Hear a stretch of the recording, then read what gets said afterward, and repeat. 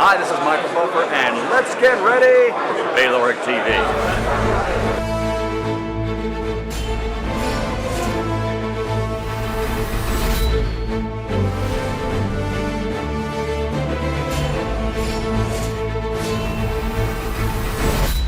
Good morning, good afternoon, good evening, wherever you are in the world. My name is Ingram Jams, and I have with me today world heavyweight contender Eric Molina. Eric, how you doing? I'm good. I'm good here, just sitting around anxiously waiting for that call. So, where are things with you at the moment? According to Dave, the last time we spoke, you were saying David Price's camp were talking about you and saying they wanted to fight someone like Eric Molina. Right. And where are we with that? Well, you know what? That same day when Eddie reached out to me and asked what I thought about fighting Price, my first instinct was yes, let's do it. I mean, I got nothing. I'm not scared of Price. I'm not concerned anything what he could bring to the table.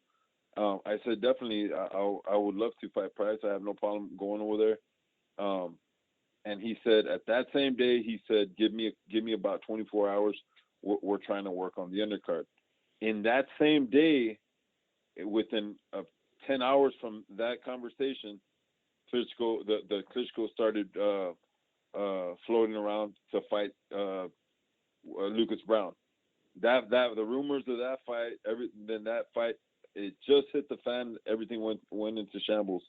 So after that, I hadn't heard from Mehdi. So that fight, we had heard several different things. What was going on in interviews over there, and next thing you know, I'm one of the fighters in the running to fight Joshua. So, and that's where we are right now. So the last time we spoke, I know we did an interview, and that interview went out, and a lot of people heard that interview. And you did call out David Price. You said you'd like to fight David Price because Dave Colwell said we'd like to fight Eric Molina. So, and you said at the Yeah, time you kind of felt that, hey, if you're gonna call up my name, then fight me. yeah, exactly, man. I mean, to be quite honest with you, I'm the one over here saying that I deserve the world title shot. I bounced back. I put myself together. I stringed up some good wins, but I've proven myself in big fights. David Price hasn't done that. He's proven himself to be the fighter that doesn't belong on this level when he gets in his big fights. So he has not proven anything else. When you talk about Joshua, I mean, I know exactly how to beat Joshua is through confidence, and no matter what you go in, you got to be confident in the fight, and that's me. I'm used to walking in arenas uh, away from home. I'm used to going to somebody's backyard and fighting big fights, so that doesn't phase me. Um, I think I'm the best candidate for this fight because if he knocks me down, I'll get up. At any given moment, I could hurt him. At any given time, whether he knocks me down or not, I can get up and still hurt him. David Price does not bring that to the table. David Price brings the fact that if he gets punched with a jab, he's sparked out for the night. And you guys in England know this. So um, it's the right fight is me. The right fight is Molina. Okay, without meaning to sound disrespectful to you, Eric, and at the same time respecting you, Yeah. how do you convince the British public that Eric Molina is not going to come over just for a payday? How do I convince the public? Watch the Wilder fight. Watch the Okay, Wilder fight. Watch how many times I got up and tried to win that fight. I was willing to fight it.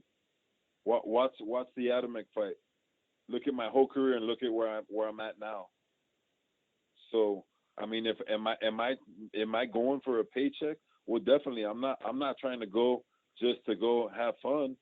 This is a business. At the end of the day, I got a family and I got things that just like everybody else. But this is a world title shot, and I could guarantee you one thing: that if he puts me down, I'll get up and I'll fight till the end. I'll fight the same way that I fought uh, Deontay Wilder. I'll bring that same intensity to the fight. That's what I can guarantee in my fight.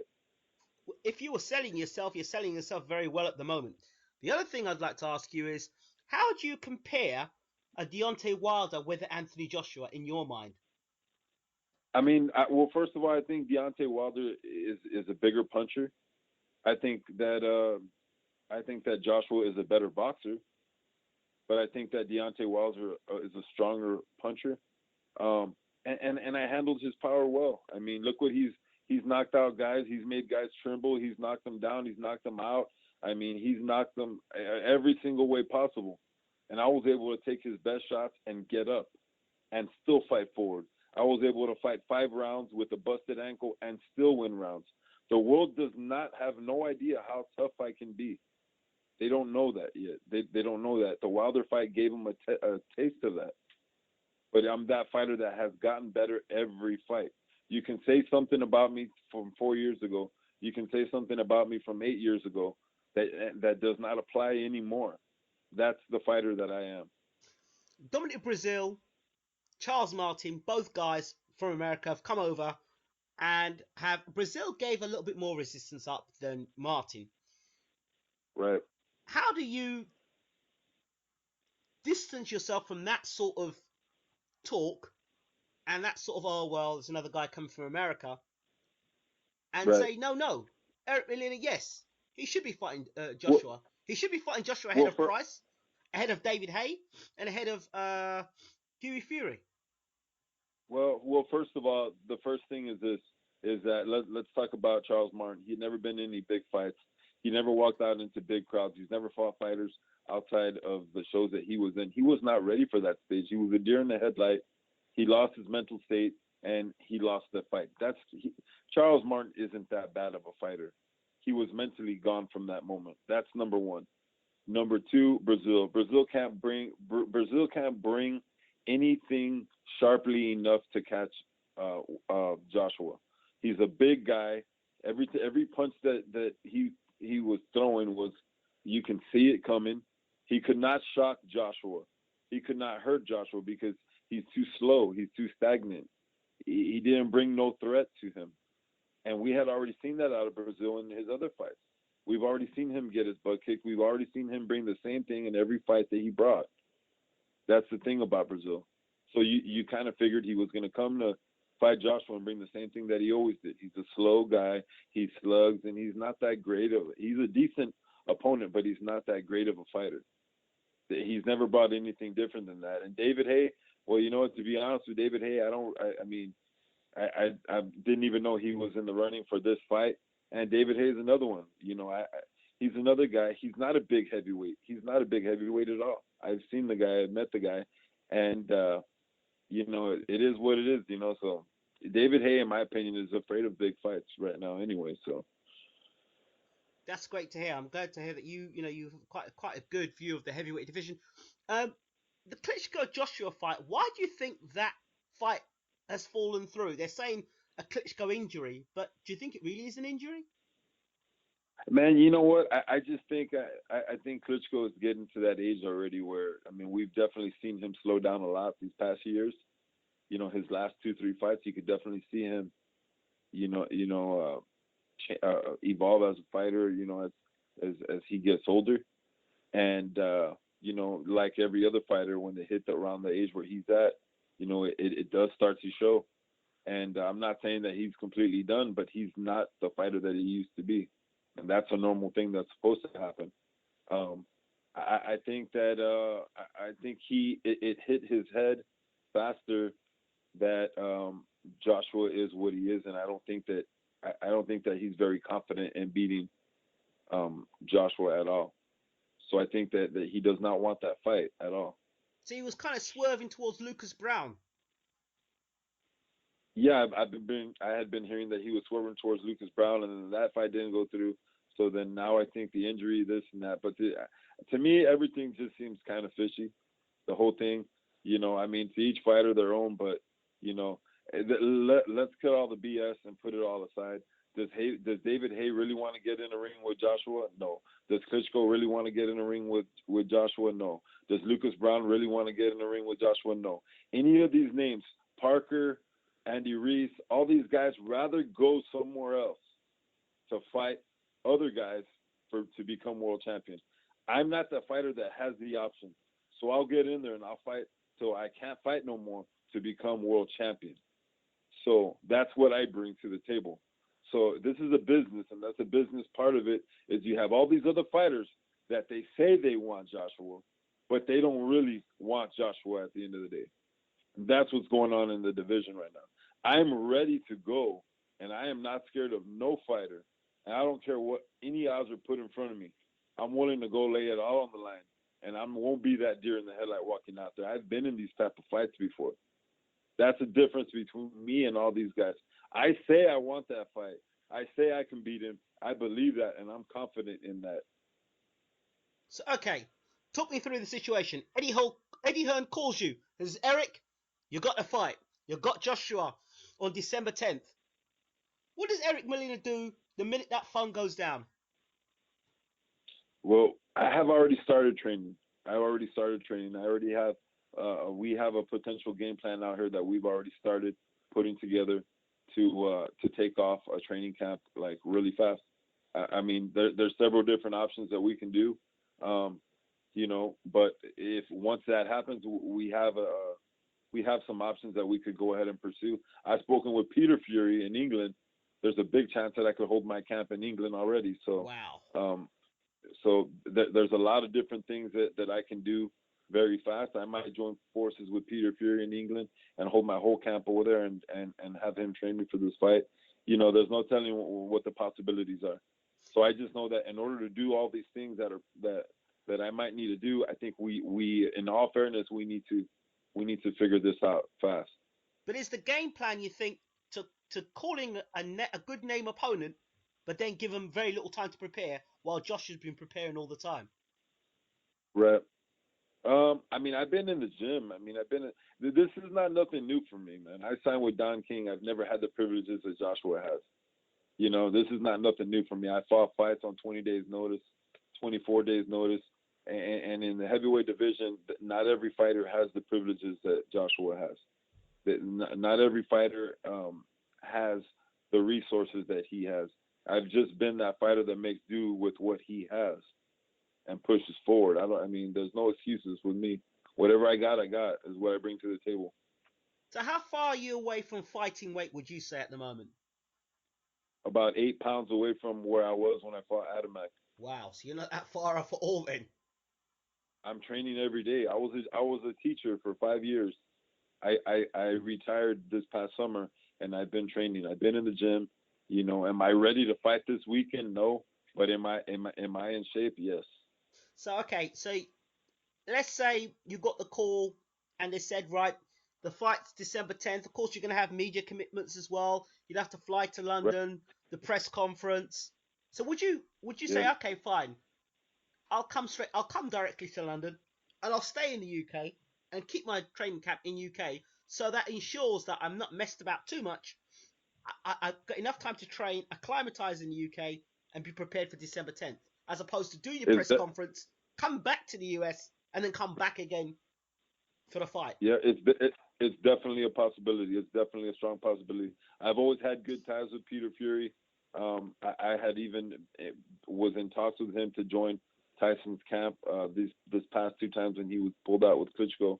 He's always been okay with me, and we've been friends on social media. So it's something that is a very strong possibility of happening. Fantastic. So we can figure out what's the best move, but at the end of the day, when you look at boxing history, and this is what I tell everybody, when you look at boxing history and you see that fighter that everybody thought was invincible, and then they run into something, they run into something. You look at Mike Tyson when Buster Douglas knocked him out. You look at Lennox Lewis when Oliver McCall went to England and knocked him out. There was all these fights in history where everybody sat back and thought they had it all figured out until something gave, and something just proved to everybody that every fighter's human. So I look at these type of fights. So what when you see Anthony Joshua, in the eyes of Eric Molina, what do you see as a potential opponent? He's a superior athlete. He's strong. He's a complete fighter.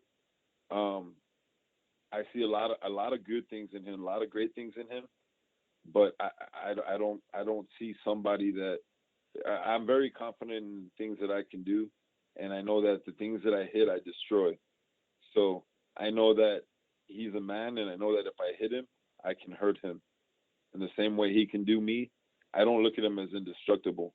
I don't look at him as anything like that. Okay. As you talk about Peter Fury, it would be silly of me not to talk to you about the whole Tyson Fury saga. What are your Right. thoughts on the whole thing? Well, I mean, let's face it. I mean, Tyson Fury, because of Tyson Fury, he has his issues and stuff. But if that thing, if it wasn't for Tyson Fury, the heavyweight division would have never opened up for none of us. Absolutely. For none, including Anthony Joshua, including all these guys that are fighting for world titles. So I wish him the best. I've reached out to him and sent him my thoughts and my prayers for him. And I know it's not easy to go through some of the things that he is going through, and he's sick, and I don't wish that on nobody. So I hope that he can put himself together and be back in the ring doing what he does best, and that's boxing. Okay, I'm sure you've heard about Luis Ortiz signing with Matchroom. What are your thoughts on that move from Eddie Right. Hearn? What's that? Eddie Hearn signing Luis Ortiz, promoting Luis Ortiz now, King Kong, Right. and his fight Right. against Malik Scott. What are your thoughts on Luis Ortiz Well, now? actually, I got some really heavy thoughts on Luis Ortiz, and you know what? I'd rather keep them off the table, but I'm not. He's somebody that I have very strong opinions about. A heavyweight fighter that can get caught using performance enhancing drugs in the heavyweight division. You could potentially kill somebody, and in the heavyweight division, we can get caught as fighters using this stuff and then still be praised by the media and be praised by the boxing sanctions as top contenders in the world. When Barry Bonds was caught with steroids, he was diminished from all the records and stuff. In boxing, when you could potentially kill somebody, you're caught with steroids, using steroids, and you could kill somebody. Oh, sit out for a little bit and come back and you're on top of the game. That's mind-boggling to me. So that's my opinion of him, and that's my opinion for any of the people in the heavyweight division using PEDs. The thing is, I spoke to Luis Ortiz's management, and they said to me that it was a mistake. That basically that the Yeah, it's a mistake that could have killed somebody. Also, no, they actually so said they said he actually didn't do it. He wasn't on PEDs. That it was a mistake by the governing body or the sanctioning body. So yeah, they say it was of a course. mistake, and I know. Yeah, well, like I said, that's my opinion. That's my opinion I of it. understand So totally, and if whatever they say. I understand if he is actually using PEDs, if he is, then I totally agree. The book should be Yeah, thrown in. you know what, The thing about this is that the argument behind this is that the media is always want to turn their cheek to situations like this in boxing. Of course. As a fighter and people in the inside of boxing, we know what's going on. If you guys choose to turn your cheek and believe what you want to believe, you can do that. But I'm inside this game and I see firsthand what's floating around. And I choose to believe what I'm going to believe. And I'm a little bit more inside this game than a lot of people that sit around in the media. Okay. But like I said, I do respect the media's opinion on whatever they do. I'm just saying that's just my opinion. I'll take what you said there and definitely work with it. Also, there's another fight happening in the heavyweight division. Povetkin, or I used to call him Pedvetkin, because him being caught, and now he's going to be fighting Stiverne. I asked Stiverne, how do you feel Right. about fighting a guy that got caught with PEDs, and now you're fighting him in Russia potentially? How do you feel about fighting a guy like that? Man, good luck. Good luck, and just hopefully there's appropriate testing and take care of yourself. That's all. I mean, that's the only thing you can do. It's a dirty game. Boxing's a dirty game, And these I'm very passionate about one thing, is about what the WBC has done. They stepped up the game and said, you know what? In our top 15, we're gonna drug test all our contenders. You know what I mean? Yeah. And what's the first thing that happens? David Haye removes himself from that testing. So, you know, it is what it is. It is. But I can really respect the WBC for doing that because it is floating around our game, and the media that, like you just said, Mm-hmm. oh well he didn't do it because his manager said he didn't do it. Mm-hmm. Well, the test said that he was doing it. Mm-hmm. If a test says that he's doing it, He's and his doing it. manager said he wasn't doing it, come on now, don't turn the cheek. Uh-huh. But I can respect the WBC, and I love what they're doing. I wish that the other sanction bodies would follow, and I wish that for the sake of blue collar heavyweights like myself who do it the hard way, and when we get in the ring with some of these guys, we put our lives on the line. And I think this is an issue that needs to be, addressed more in this game. So, And okay, it's just turned. because you feel so strongly about this, and I understand totally why you feel about it. You're a fighter going in the ring. You want fair shake, and you don't want to be somebody who's using PDs as an advantage, and potentially putting your own life at risk, doubly putting your life at risk with somebody using performance enhancing drugs. The question I would ask you now then is: you're going to fight. You potentially could be fighting Anthony Joshua. He's not the WBC champion. He's the IBF champion. What would you do in that scenario and situation? Would you say, look, I want him tested? That's the thing. That's the thing about everything is that when you go in as a guy like me, you have no negotiation. You have no negotiation ground. You take what you get, and that's it. He's the champion. It's his country.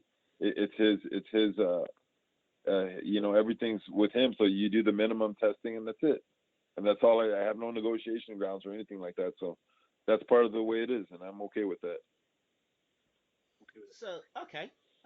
So even though you're aware of what can happen in the sport, and you're inside, and you do know what's going on inside the sport, and I do understand. I respect totally when you said to me that there are things inside the sport that journalists are not aware of that fighters are aware of. Do you have any concerns with any other fighters in the heavyweight division that you potentially could fight? Of course, of course I do, man. But I'm gonna leave those names outside of this conversation. I'm gonna leave those names outside because it's not relevant. What I think is not relevant. It You know becomes what I mean? relevant It's if you fight them, though. Well, if I fight them, if I choose to fight them, yes. So, Yes. what I can say is that the truth usually always comes out, and I think that it has came out. And when it comes out, I think it's the media's obligation to say, hey, you know what, the truth just came out. And instead, you guys embrace somebody like Luis Ortiz. You lift him up still. You know what I mean? And in any other sport, somebody that has gotten caught, it's different. But in boxing, it's looked at like that, and that kind of bothers me a little bit because I've never thought about using those things, and I've done it the fair way. I've done it the hard way. What does becoming heavyweight champion of the world mean to you, Eric? Well, I mean, I think it means everything. I started my career 10 years ago. I started by getting knocked out in the first round. So it means more coming from that for me. It means more from bouncing back from the things that I bounced back from, because I'm not the same as David Price. I'm not the same as these other guys. I'm that fighter that has bounced back. I've been signed with Don King. I have not been given nothing by him. I've created every single road for myself. I've had to suck up every little moment. I have to suck everything that he's ever put in front of me. I've had to been put on the shelf. I've had to be put in situations where I wanted to retire. I've had to been put in situations where I had no reason to fight, where I had no promoter guaranteeing me nothing. I had no manager guaranteeing me nothing. I've been put in all those situations, and it's all those situations that make me a stronger fighter and more dangerous fighter now. I guess it's almost the making of you. Should you now get a 12 title shot again? Yeah, I mean, it's my whole career, man. It's just, people write me off, and for all I know, you guys might have had an opinion about me 3-4 years ago that you might not have now. I've been able to put things together for myself. I've been able to fix things that I needed to fix in the ring. I've been able to gain confidence. I've been able to get experience. And to be completely honest with you, man, I get in the ring with Anthony Joshua. I don't look at Anthony Joshua the way you look at him. I don't look at it as that fighter the way you guys look at him. I look at him as somebody in front of me that I could hurt at any given moment, that I could knock out at any given moment. That it's a fight. We put gloves on. We go in there. I fight. If I get dropped, I get up, and I fight till we can't fight no more. Other fighters say they're going to do that. I'm going to do that. That's a difference. And for me, it's not something to get nervous about. It's not something to get scared about. I've been doing this for so long, and it's something that I can do, that I can prepare myself mentally and physically to do. Two other fighters I want to talk about, and they probably going to be fighting for the WBO title. Joseph Parker and Andy Ruiz. What are your thoughts about those two fighters? I think that Joseph Parker's a pretty good fighter. He's got decent size. I think that you know, he's another one of those guys that he says that he wants Joshua, but he don't really want Joshua. You know, these guys rather go around and take a fight, and maybe it's smarter business to do that, but to a certain point, you know what I mean. I think he's a good fighter. I think that he's overrated, to be honest with you. You know, he don't got that one punch power. How many guys have you seen him knock out with one punch? You know, he hasn't really. I thought Takam gave him a really good fight. You know, and in fact, I think that Takam might have edged him. I think if that fight was in America, I think that Parker might have lost the fight. So, but it is what it is. And Andy Ruiz, I mean, he's a decent fighter. I think that he's got decent hand speed. He's got a unique style. He likes to press, and you know, it could work for him in this fight with Parker. But I just think that he really doesn't have that much. He doesn't have the correct size for the heavyweight division for what it is now.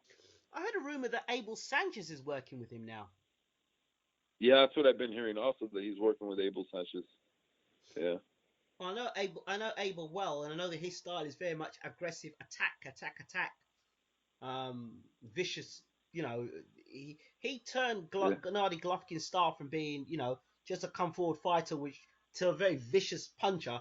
Vicious. Yeah.